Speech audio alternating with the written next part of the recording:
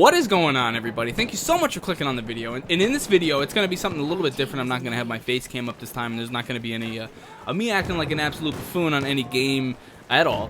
Actually, I'm going to talk to you guys about something that I kind of want to talk about, and I kind of want to hear back from you guys a lot on this, just because I think it's a little interesting. So, this one's going to be 5 things that we can all agree on with World War II.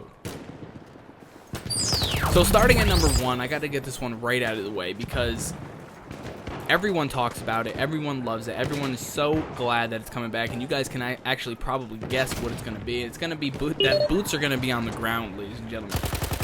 And this is obviously nothing new, but I have to get that out of the way because that's something that we can all agree on, that boots are going to be on the ground. And it's something that gets a lot of people happy, and it's just really, really good for the Call of Duty franchise. So I'm going to have to get that one out of the way and say, yes, number 1, boots on the ground, obvious. Number 2 is going to be guns. And not just any old guns. I mean guns that we love. Don't get me wrong, they're old guns, but we love these guns. And I'm going to have to say, you know, just that, like, for instance, the M1 Garand, the Springfield, Thompson, MP40, STG44, M19 pistol. Like, it's just, the list goes on and on and on. And I think it's great that we get to play with these guns that we love and guns that we grew up playing. Like, playing with, I mean. But it's just, I'm so excited for these guns. Not only that, but they're also bringing in new guns. Just one, for instance, like the Grease gun. That gun looks really smooth. It looks really, really nice. Like, it just looks like it's going to be a ton of fun to play with. Not only that, but they could be bringing in a lot more new weapons, and not just some that were in World War II.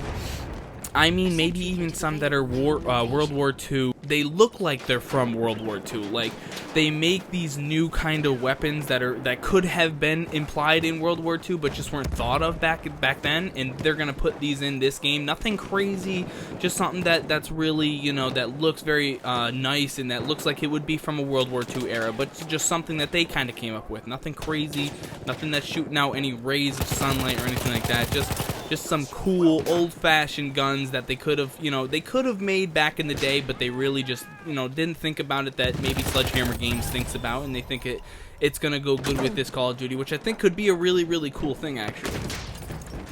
And coming in at number 3, I think that we can all agree on are going to be the maps, and just because of the fact that they look so good, and I think that they're going to play so smoothly, and they're just going to transition so great between games, such as like Domination or Uplink or anything like that. Actually, not Uplink. Hardpoint. I think it's going to transition great into some of those gameplays, like switching sides. I think both sides are going to be really, really good. And the fact that they're going to be strictly, I'm pretty sure they're strictly 1 to 2 level playing fields. I don't think we're going to get anything 3 or 4 high. We may get a sniping tower like we saw in World at War, but that could easily be cleaned up by another sniper. It's not going to be anything like there's going to be a huge building with windows everywhere, 4 stories high, people on the roof, crazy stuff like that. I think it's going to strictly be 1 to 2 levels of playing field. So I think that's going to be awesome, and that's why I have to put maps in there. Number 4 is actually really, really important, I think, and that's the authenticity. How realistic. It's going to be very realistic. I think everything's going to be made awesome. Sledgehammer Games is obviously going to do a great job. They said that they're going to imply as much historical content as they possibly can. And the greatest thing about this is I think it's perfect for a lot of new kids that play the Call of Duty franchise now. Some up-and-coming kids that can learn a very, very dark time period that happened within the 20th century. I think it's great that they're going to be able to learn some very important things that happened in World War II, which is really, it's honestly, I think it's awesome.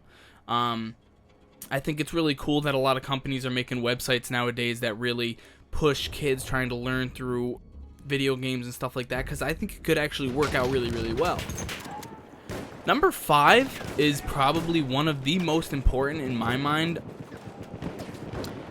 You guys can let me know what you think, but I think it's going to be the community. I think that's so important, and it's really, I think we can all agree on what it's going to do with this game. I think it's going to bring everyone back together, and it's going to make a very, very strong community again. Not only that, but it's definitely going to bring in a lot of new people. The community is very broken right now, and I actually have it broken in 3 parts. that I'm going to tell you guys here in a second, but I think it's going to come back together and it's going to get strong again.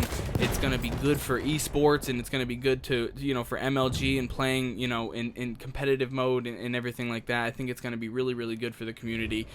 And the 3 parts that I think it's broken in is, part 1 are people that stay no matter what. They stay with Call of Duty. They love that fast-paced gameplay. They love that Call of Duty vibe and just everything that it brings to the table, no matter if there's jetpacks or guns that shoot out any type of laser or anything like that. But that's part 1. Part 2 are people who occasionally come back but pour more of their time trying to find something else to interest, you know, to find interest in.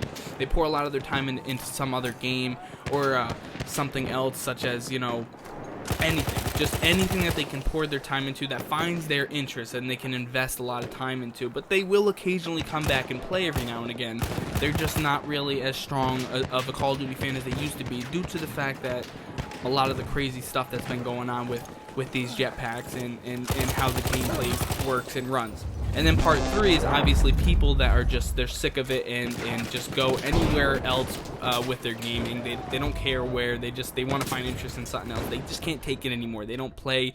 They've completely and utterly dropped Call of Duty altogether. So that's my 3 parts on the community that I've broken down. I think what I think it's broken in. But those are my top 5 things I think we can all agree on with World War II. And I think this game's going to be really, really great. I think it's going to be a ton of fun just because of the fact that it's very authentic. It looks like it's going to be smooth. Boots are going to be on the ground again. And that's all I'm hearing from every YouTuber that had an amazing experience over in LA playing this game early at E3. So that's gonna do it for this video, guys. Thank you so much. And if I missed anything, maybe you guys have something good that you think could have been in the top 5, please leave it down in the comment section below, or send me a message at SGT_slaughter21 to my Twitter account. I'd love to hear back from you guys. Thank you so much, and as always, I'll see you in another one.